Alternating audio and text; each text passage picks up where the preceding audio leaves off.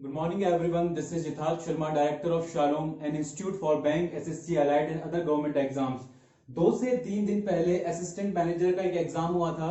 उस एग्जाम की official answer की आ चुकी है और उसके अंदर मैं इंग्लिश सेक्शन के अंदर बुकलेट डी जिसमें 11 to 40 क्वेश्चन नंबर जो सीरीज है वो इंग्लिश की है, उसके हम लोग सॉल्व कर रहे हैं. और बेसिकली इसके अंदर जिसमें फोकस कर रहे हैं हम लोग एरर डिटेक्शन वाले पोर्शन को, और जो PQRS वाले और फिल इन द ब्लैंक्स वाले हैं उनके हम लोग एक एक वीडियो तैयार कर रहे हैं और आपके सामने डिटेल्ड सॉल्यूशन उस चीज का दिया जा रहा है. इससे पहले वाली वीडियो में हम लोग 37 और 38 क्वेश्चन देख चुके हैं और इस वाली वीडियो में हम लोग आगे क्वेश्चन देखेंगे. तो चलिए क्वेश्चन करना स्टार्ट करते हैं हम लोग. क्वेश्चन है आपका 39, booklet number D. I was watching an interesting television program. मैं एक इंटरेस्टिंग टेलीविजन प्रोग्राम देख रहा था. When the phone rang, जब फोन की घंटी बजी, and unwillingly और ना चाहते हुए भी, I got up, मैं खड़ा हुआ, and gone there to answer it. उसका जवाब देने के लिए मैं गया, फोन का जवाब देने के लिए मैं गया. इस क्वेश्चन को समझने से पहले एक बार हम लोग पहले एक्चुअली जो क्वेश्चन लिया गया है ना, ये क्वेश्चन लिया गया है टाइम टॉपिक से, टाइम एंड टेंसेस टॉपिक से लिया गया है. तो इसके टाइम लाइन को हम लोग समझते हैं, उसके बाद इस क्वेश्चन को करना बड़ा आसान हो जाएगा. देखिए आप लोग, ये हमारा टाइम लाइन है, ठीक है. ये जो है यहां पर मैं आपको एक टाइम लाइन रिप्रेजेंट कर रहा हूं. टाइम लाइन के अंदर ये फिलहाल हम लोग यहां पर अपने प्रेजेंट टेंस में खड़े हुए हैं. प्रेजेंट से बाद जो भी है वो सारा का सारा क्या है, वो सारा का सारा फ्यूचर है. और प्रेजेंट से पहले जो कुछ भी है वो सारा का सारा क्या है हमारा, वो पास्ट टेंस है, ठीक है. तो मैं इसको कंसीडर कर रहा हूं कि प्रेजेंट टेंस से पहले जो कुछ भी लिखा हुआ है ये यहां से लेकर यहां तक, ये हम लोग कहां पर हैं, हम लोग हमारे पास्ट में हैं. क्लियर. अब मैं आपके सामने एक सेंटेंस बोलता हूं. मैं सेंटेंस क्या बोल रहा हूं, मैं बोलता हूं I was having dinner yesterday. कल मैं खाना खा रहा था और बीच में फोन की घंटी बजी. तो सेंटेंस क्या हुआ, सेंटेंस ये हुआ कि I was having dinner. I was having dinner. तो मैंने कौन से टेंस का इस्तेमाल किया, मैंने यहां पर इस्तेमाल किया पास्ट कॉन्टिन्यूअस टेंस का. was के साथ में वर्ब की ing वाली फॉर्म कौन से टेंस को इंडिकेट करती है, ये इंडिकेट करती है आपके पास्ट कॉन्टिन्यूअस को. किसको इंडिकेट करती है, पास्ट कॉन्टिन्यूअस को इंडिकेट करती है. तो जरा देखिए पास्ट में क्या होता है, एक पर्टिकुलर टाइम पर एक एक्शन होता है और वो कुछ देर के लिए जारी रहता है, ठीक है. मान लो पास्ट में एक एक्शन यहां पर शुरू होता है और यहां पर शुरू होता है और कुछ टाइम के लिए कॉन्टिन्यूअस प्रोसेस के अंदर रहता है और पास्ट में ही किसी पॉइंट पर जाकर खत्म हो जाता है. जैसे मैं कल खाना खा रहा था, तो एक पर्टिकुलर टाइम पर पास्ट में मैंने खाना खाना शुरू किया, कुछ टाइम तक खाना खाता रहा और पास्ट में मैंने खाना खाना बंद कर दिया. क्लियर. तो जब भी इस तरह की सिचुएशन बनती है तो हम लोग यहाँ पर जो टेंस का इस्तेमाल करते हैं वो होता है आपका पास्ट कॉन्टिन्यूअस. कौन सा इस्तेमाल करते हैं, पास्ट कॉन्टिन्यूअस.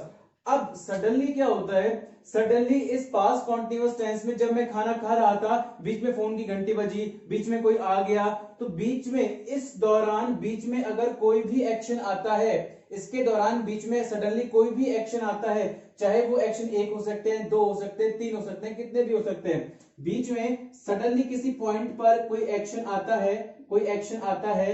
क्लियर. मान लो यहां पर भी कोई एक्शन बीच में सडनली आ गया, तो ये एक्शन हमेशा पास्ट सिंपल टेंस में रखे जाते हैं. कौन से टेंस में रखे जाते हैं, पास्ट सिंपल टेंस में रखे जाते हैं. और पास्ट सिंपल टेंस का एक ही मतलब होता है वर्ब की सेकंड फॉर्म. क्या मतलब होता है, वर्ब की सेकंड फॉर्म. तो चलिए देखना शुरू करते हैं. मैंने बोला आई वॉज हैविंग डिनर, मैं खाना खा रहा था, बीच में फोन की घंटी बजती है, ठीक है. I was having dinner, comma, the telephone,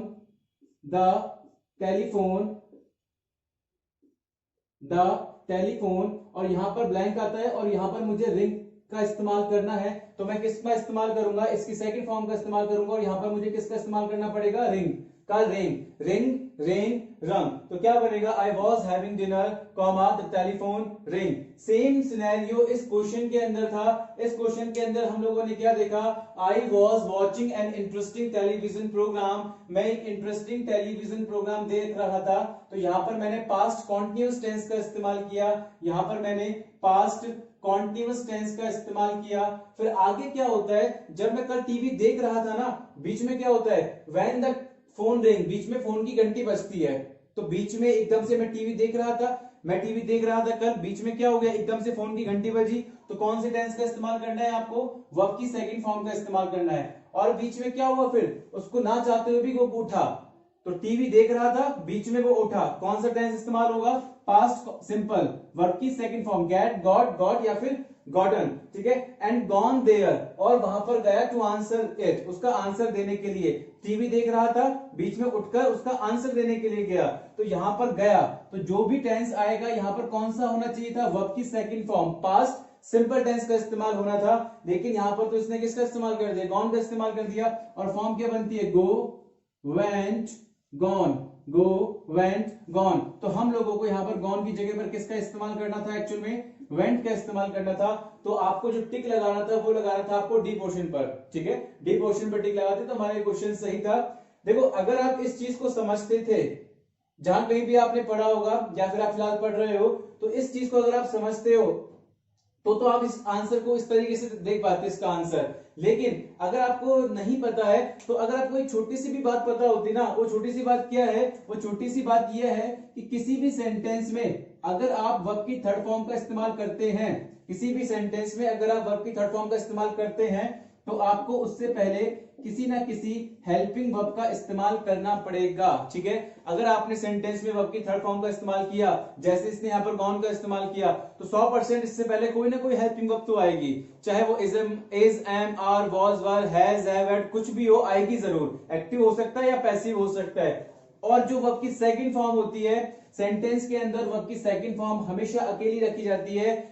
verb की सेकंड फॉर्म के साथ, वर्ब की सेकंड फॉर्म के साथ कभी भी किसी भी हेल्पिंग वर्ब का इस्तेमाल नहीं करते हैं। जरा देख सकते हो आप, रेइंग सेकंड फॉर्म आई, साथ में कोई भी हेल्पिंग वर्ब नहीं थी, इसके साथ भी कोई हेल्पिंग वर्ब नहीं थी, और यहाँ पे आपको क्या करना था, वेंट करना था। आप इसको नोट कर सकते हो, आप इसका स्क्रीनशॉट ले सकते हो। इसके अंदर एरर फाइंड आउट करना सीखते हैं। ये काफी सिंपल क्वेश्चन था जो एग्जाम के अंदर आया है, काफी सिंपल क्वेश्चन था। अगर आपने थोड़ा सा फोकस किया होता तो आराम से इस क्वेश्चन को आप लोग सही कर सकते थे। जरा देखिए, इट इज बेटर, ढंग से समझने की कोशिश करना। पहले मैं आपको एक चीज बता देता हूं, जो यहाँ पर बेटर वर्ड का इस्तेमाल किया गया है, जो यहाँ पर बेटर वर्ड का इस्तेमाल किया गया है और देन का इस्तेमाल किया गया है, इसके बारे में कुछ आपको बता देता हूं। जो फॉर्म बनती है हमारी, फॉर्म बनती है गुड, बेटर, बेस्ट। क्या बनती है, गुड, बेटर, बेस्ट। ये होते हैं हमारे एडजेक्टिव, ये हमारे क्या होते हैं, ये होते हैं हमारे एडजेक्टिव। क्लियर। कंपैरेटिव डिग्री, इससे कहते हैं हम लोग कंपैरेटिव डिग्री। एक्चुअली जो ये क्वेश्चन बनाया गया है, ये क्वेश्चन एडजेक्टिव की डिग्री को और वर्ब को मिक्स करके ये वाला क्वेश्चन बनाया है, इसे हम लोग बोलते हैं कंपैरेटिव डिग्री। क्लियर। जब भी सेंटेंस के अंदर कंपैरेटिव डिग्री आती है और देन आता है, तो देन का इस्तेमाल केवल और केवल कंपैरिजन को हेल्प कराने के लिए इस्तेमाल करते हैं। जैसे he is better than I, वो मुझसे बेटर है, या I am better than he, मैं उससे बेटर हूं। तो देन क्या करता है, जो भी कंपैरेटिव डिग्री आती है उसको हेल्प प्रोवाइड कराता है। आपको ये देखना है। और जो कंपैरेटिव डिग्री होती है वो दो के बीच में कंपैरिजन कराती है। कितनों के बीच में कंपैरिजन कराती है, दो के बीच में कंपैरिजन कराती है। आपको एक्चुअल में ये एनालाइज करना था कि इस सेंटेंस में किन किन के बीच में कंपैरिजन किया जा रहा है, इस सेंटेंस में किन किन के बीच में कंपैरिजन किया जा रहा है। इट इज बेटर, ढंग से देखना, इट इज बेटर, ये अच्छा होगा, टू कीप, रखना, once head in the face of danger, ये एक इडियम फ्रेज है जिसका मतलब होता है जोखिम उठाना, खतरा मोल लेना। Once head in the face of danger मतलब जोखिम उठाना। देन किसकी बजाय, लूजिंग वंस करेज, अपना साहस खोने की बजाय, एंड गेटिंग पैनिकी, पैनिकी का मतलब एंजाइटी, परेशान हो जाना, डर सा लगना, वो सारी चीजें। तो सेंटेंस क्या बोल रहा है, दोबारा से मैं रिपीट कर रहा हूं, अच्छे से समझना। इट इज बेटर, ये अच्छा होगा, to keep one's head in the face of danger, कि मैं अपने आप को जोखिम में डाल दूं, ये ज्यादा अच्छा होगा। देन किसकी बजाय, लूजिंग वंस करेज, की मैं अपना करेज खो दूं, अपना साहस खो दूं। इससे बेहतर तो क्या होगा कि मैं अपने आप को जोखिम में डाल दूं। तो आपने एक चीज नोटिस की होगी, यहां पर जो कंपैरिजन करवाया जा रहा है, यहां पर जो कंपैरिजन करवाया जा रहा है, वो कंपैरिजन हो रहा है टू कीप एंड लूजिंग के बीच में। आप पढ़ सकते हैं दोबारा से, it is better to keep, अपने आप को जोखिम में डालना अच्छा होगा, किसकी बजाय, साहस लूज करने की बजाय, साहस छोड़ने की बजाय, तो अपने आप को डालने और अपने आप को छोड़ने की बात हो रही है, इन दोनों में कंपैरिजन हो रहा है। और जब दो चीजों में कंपैरिजन हो रहा है, जो ये आपकी वर्ब है टू कीप, ये है आपकी टू प्लस बी वन जिसको बोलते हैं इंफिनिटिव, और ये है आपकी वर्ब की आईएनजी वाली फॉर्मेट के अंदर जिसको जेरंड के नाम से भी बोल देते हैं अगर नाउन की तरह इस्तेमाल करते हैं तो।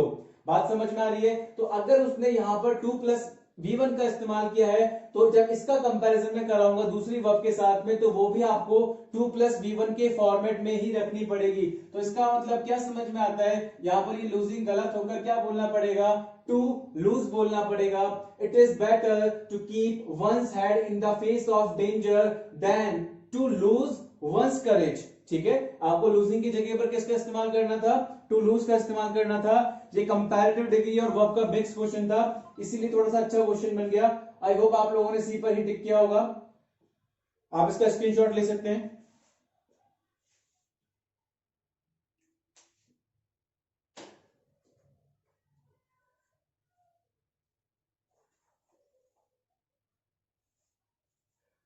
और आगे के क्वेश्चन हम लोग नेक्स्ट वीडियो के अंदर करेंगे, अदरवाइज वीडियो की लेंथ थोड़ी ज्यादा हो जाती है, अपलोड करने में प्रॉब्लम होती है। ठीक है, तो आज की क्लास हम लोग यहीं खत्म करते हैं और नेक्स्ट वीडियो हम लोग PQRS और जो fill in the blanks question है उनके साथ आते हैं। तो उसके अंदर हम लोग नेक्स्ट वीडियो के अंदर PQRS और जो फिल इन द ब्लैंक्स वाले क्वेश्चन थे वो करेंगे। ठीक है, बाय एवरीवन, टेक केयर।